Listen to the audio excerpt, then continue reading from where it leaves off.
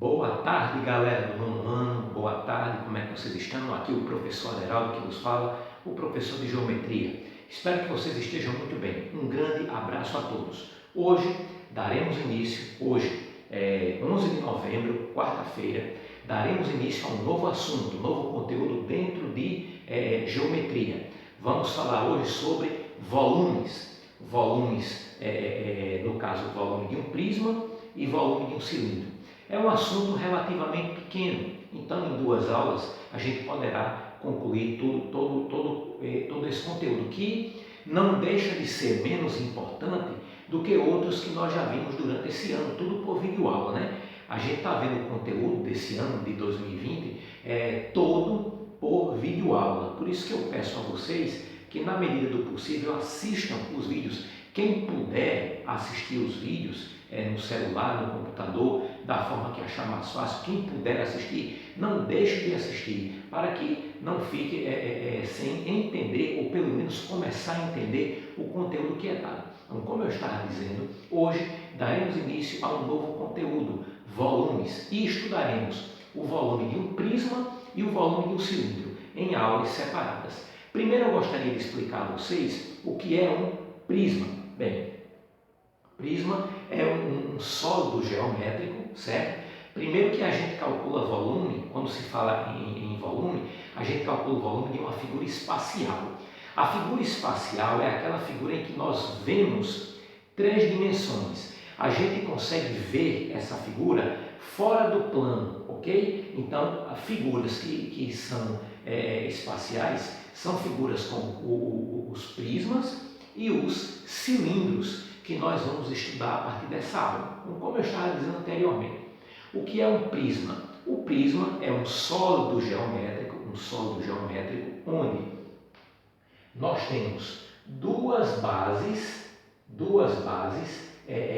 congruentes, duas bases iguais, e as demais faces do prisma são paralelogramos. Então, quando a gente estuda um prisma, nós temos os vértices, são esses pontos aqui, ok? Cada pontinho desse é um vértice.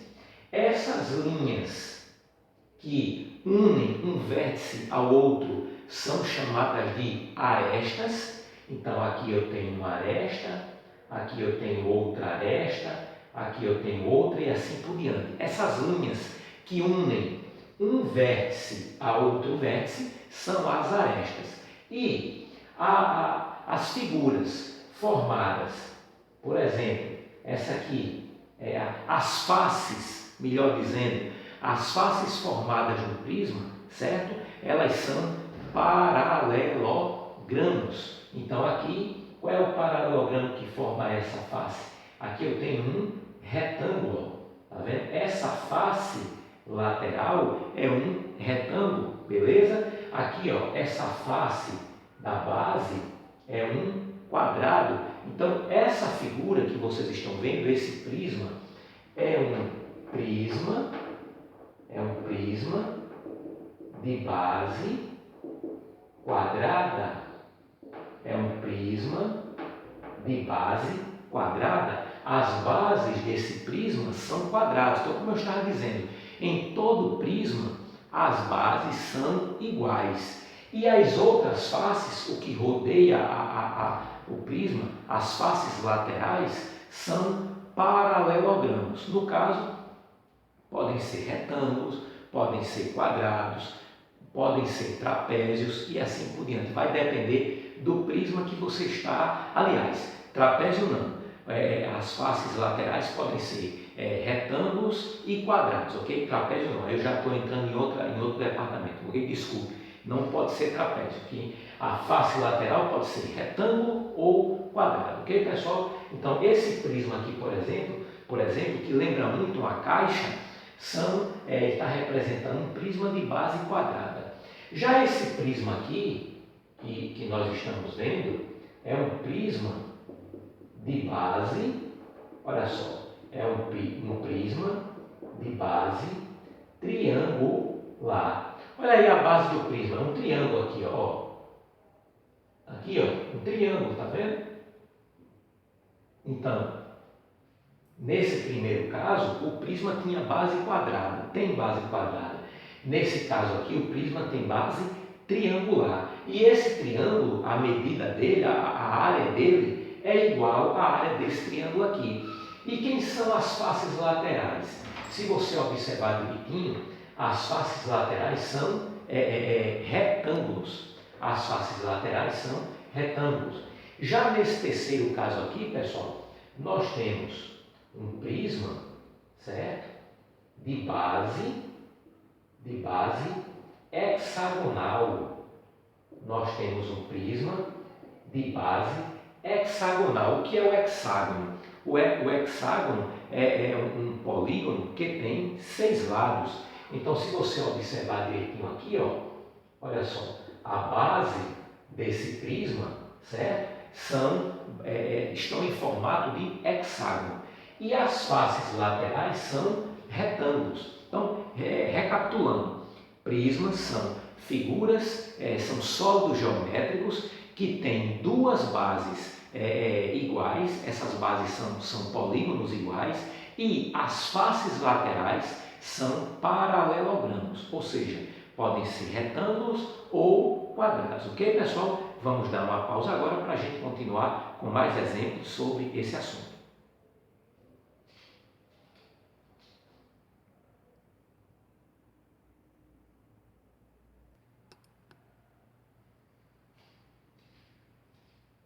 Bem, pessoal, vamos agora, na continuação da nossa aula, começar a ver o volume de um paralelepípedo reto-retângulo. O paralelepípedo nada mais é o sólido geométrico muito famoso, que é uma caixa. Então, por exemplo, se nós tivermos aqui, ó, olha aí, mostrar para vocês, fazendo-se aqui o desenho bastante simples.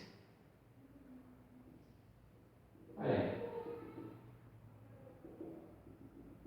Pronto, desenho bastante simples para a gente só entender o processo.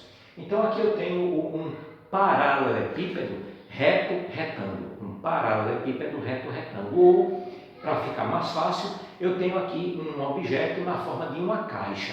Então, caixas, em geral, aquelas caixas que nós estamos acostumados a ver, uma caixa de fósforo, uma caixa de sapato, uma caixa de pasta de dente, uma caixa de chocolate, caixas nesses formatos aqui são paralelepípedos. O nome é paralelepípedos retos retângulo ou simplesmente bloco retangular, ok? Tem esse outro nome também, bloco retangular.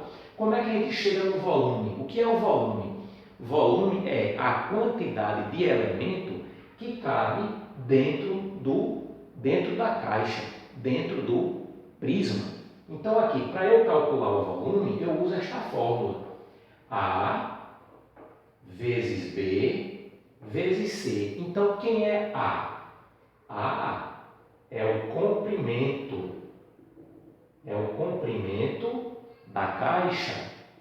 B é a largura da caixa. E C é a altura da caixa. Então, olha só, comprimento, largura, altura, que eu falei na primeira parte da aula, 3 dimensões, ou seja, aqui a gente consegue ver a figura de forma tridimensional, por isso que se fala que o volume só é calculado dentro de um sólido, porque o sólido apresenta 3 dimensões. Aqui estão as 3 dimensões, comprimento, largura e altura. Então, para a gente chegar no volume de um paralelepípedo reto-retângulo, ou seja, o volume de uma caixa, neste formato que vocês estão vendo aí, nós vamos simplesmente multiplicar comprimento vezes a largura vezes a altura. E encerramos a fórmula aí. Somente isso. Comprimento vezes largura vezes altura. Ok? Vamos dar uma pausa agora para a gente ver um exemplo envolvendo medidas, envolvendo números. Ok? Valeu!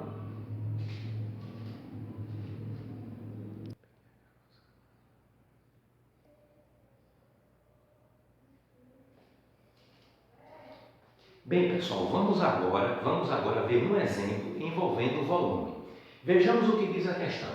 Uma piscina tem formato de paralelepípedo, com 7 metros de comprimento, 2,5 metros de largura e 1,5 metros de profundidade. Quantos litros essa piscina pode comportar? Bom, ele está dizendo aí que a piscina tem formato de paralelepípedo, então ela tem esse formato aqui, não é verdade? Ela terá um formato como esse aqui, né? Olha só, fazendo aqui a representação.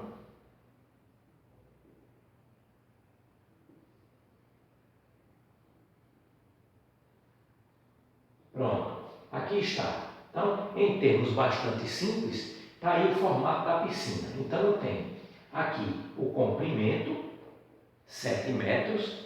Temos a largura é aqui, ó. Essa é a largura, 2,5 metros.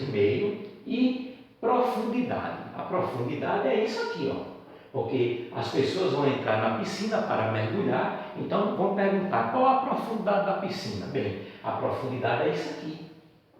1,5 metros. Pronto, então vamos multiplicar.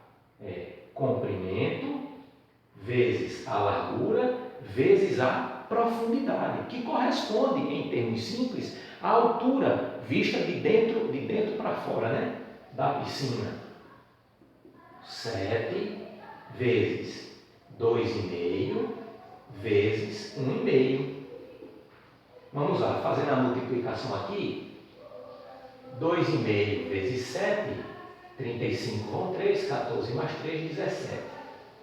17,5 vezes 1,5, 25, 35 mais 2, 37, 8, 5, 7, 1, 12, 16.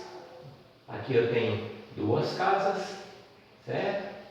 Aqui eu terei duas casas decimais, ó, vamos multiplicar. 5 vezes 5, 25, 35 mais 2, 37, 5 vezes 1, 5, mais 5 vezes 1, 5 mais 3, 8. 1 vezes 5, 5, 1 vezes 7, 7, 1 vezes 1, 5, 7, 5, 12, 9 mais 7, 16, sobe 1 aqui, 2. Então, 26,25 metros cúbicos. Quando você dá o volume de um objeto, você sempre coloca aqui na unidade de medida elevado a 3. Esse 3 que vocês estão vendo vem de onde? É porque são 3 dimensões: comprimento, largura e altura, certo? São 3 dimensões, então fica metro cúbico. Mas o problema perguntou quantos litros de água cabem na piscina. Bem, aqui eu tenho que passar para litro.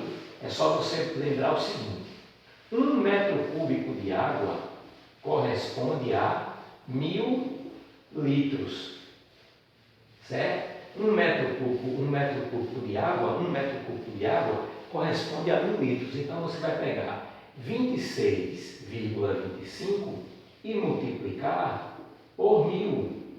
É só multiplicar por 1.000. Isso vai dar exatamente, depois da vírgula, você vai deslocar 3 casas decimais. Então, 1, 2, e eu acrescentei um zero porque são 3 casas decimais. Eu já tinha 2 depois da vírgula. 1, 2, mais uma para acrescentar 3. Portanto, quantos litros de água cabem dentro dessa piscina? 26.250 litros. Essa é a quantidade de água, pessoal, que cabe dentro da piscina aí, que está sendo descrita no problema, ok? Muito obrigado a todos, até semana que vem, e façam as atividades que forem pedidas, viu? Um grande abraço aí para vocês, valeu!